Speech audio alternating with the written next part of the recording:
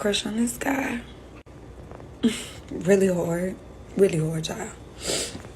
And he was feeling down, like real down, because he lost a lot of people in like 1 month. So I was like, hey, don't make me gas up and come to Chicago.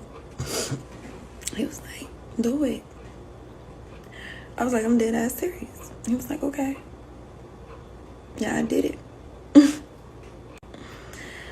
I spent probably 2 or 3 hours with this man out of the 3 days I've been here. Yeah, that was dumb. She invested so much time and effort into someone who clearly didn't reciprocate her feelings or appreciation.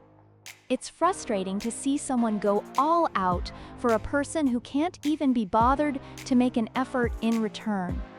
This kind of one-sided dedication is rarely worth it and only leads to disappointment.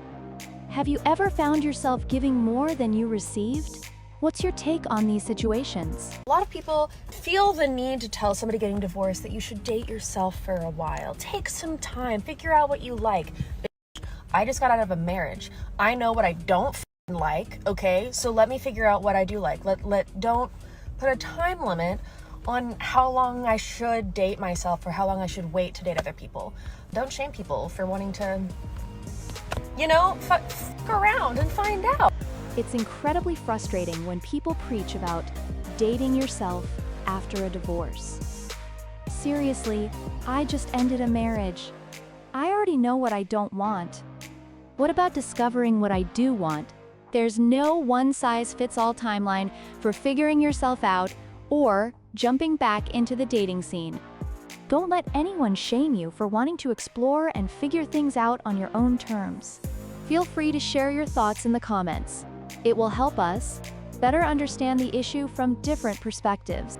I got stood up last night, completely unexpected. I had been talking to this guy for a couple weeks. I was so excited. He was like, I'm free after 5, and I was like, that's perfect. I'm free after 5. So it's 5. I'm in my cute little outfit already. Like, I knew it wasn't going to be exactly at 5. If guys say they're free at one time, it's going to be a couple hours later. Like, we all know. Fast forward, it is 7 p.m. I have not heard from him. Finally, I get a text. He's coming over soon, and I'm like, great, perfect, okay. After that, I never heard anything again, at all. Nothing. So I was like, maybe medical emergency, maybe something happened, but he still checked my Instagram story, so I got ghosted. Obviously, I could choose to be sad and focus on that, but I'm not gonna. It wasn't meant to be. The worst part is I thought I finally found like a nice guy. I was wrong. Feeling stood up like this is beyond frustrating.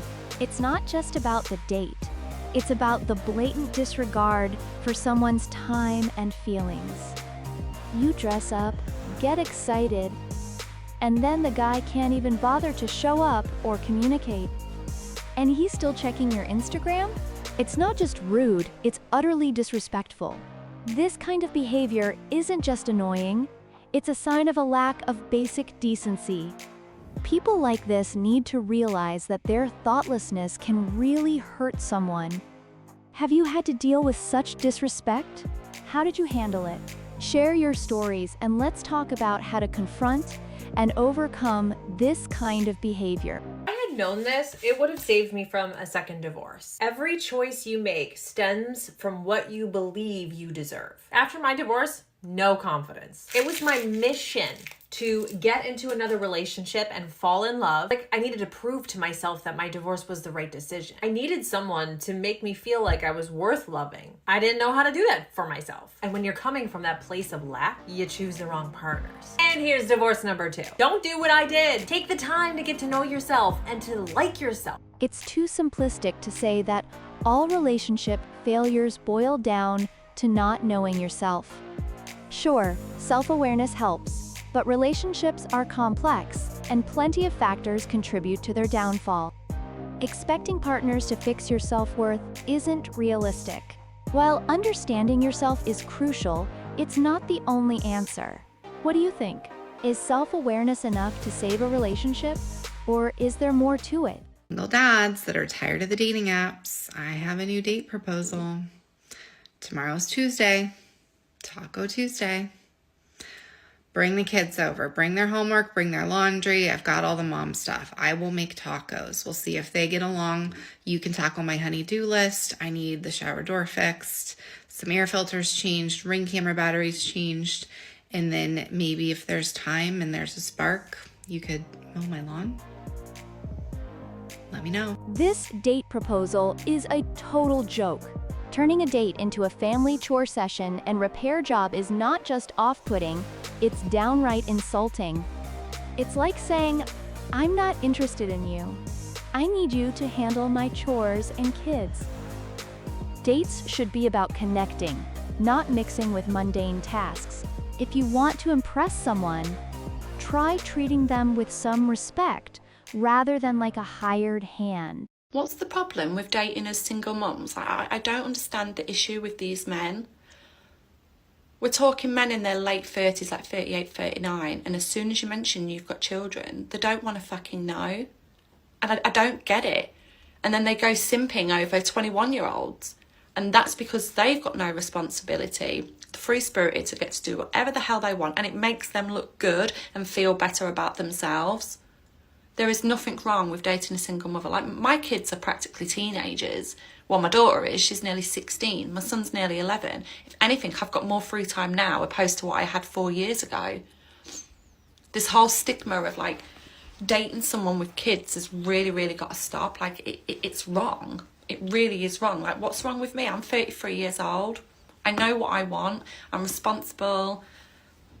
I do a pretty good job raising my children on my own. I've been single 4 years. What's the problem? It's quite telling. When single moms expect men to just embrace the role of stepfather without question. It almost feels like they're using men to fill a gap, rather than seeking genuine connections.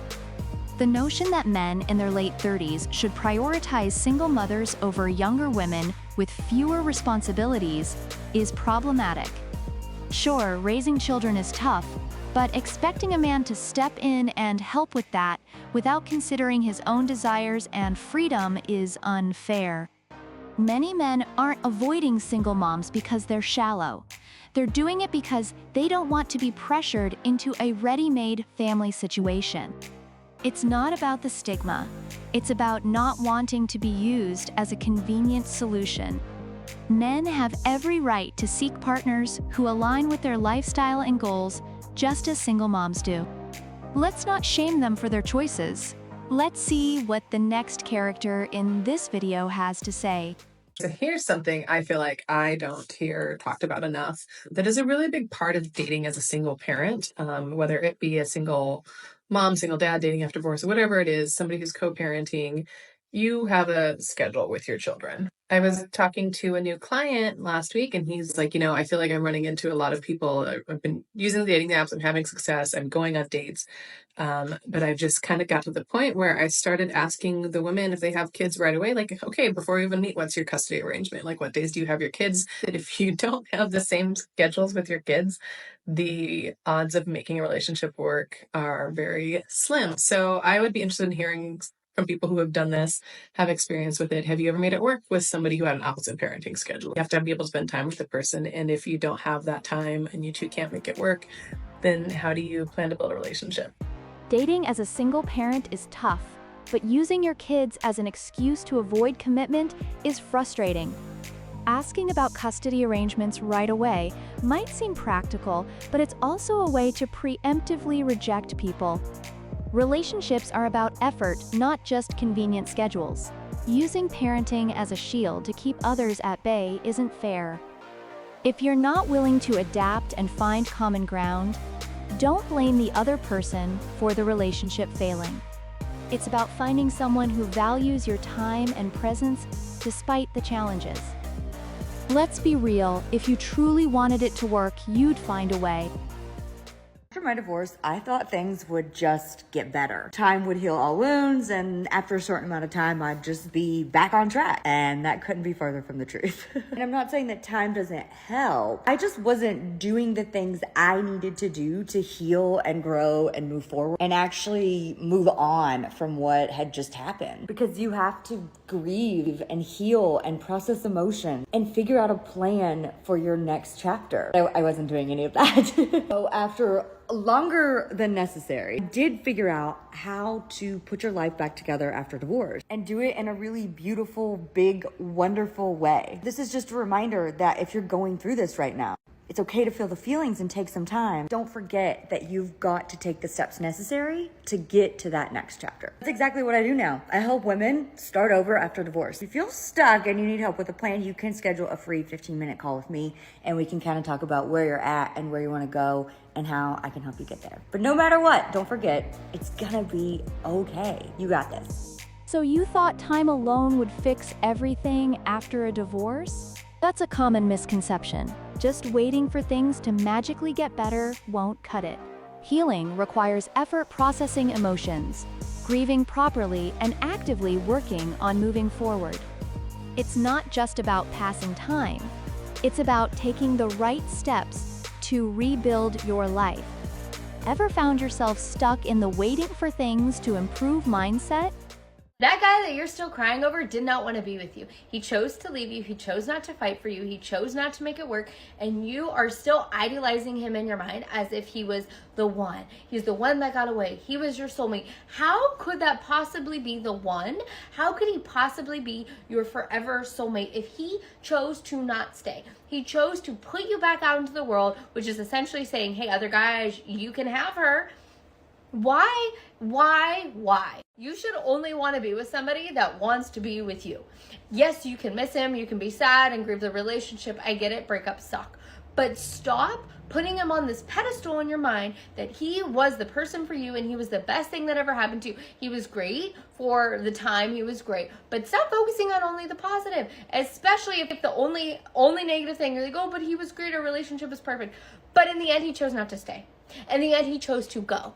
So if that is the only thing that you need to rest your head on to move on from this guy, he chose not to be with me. He didn't want me. He's letting other men choose me. How am I still crying over him? Because right now he's out there living his life. He's working. He's scrolling through Instagram. He's choosing to not text you right now. He's choosing to not call you. He's calling his mom. He's going to the gym. He went to the grocery store. He's still out there doing stuff.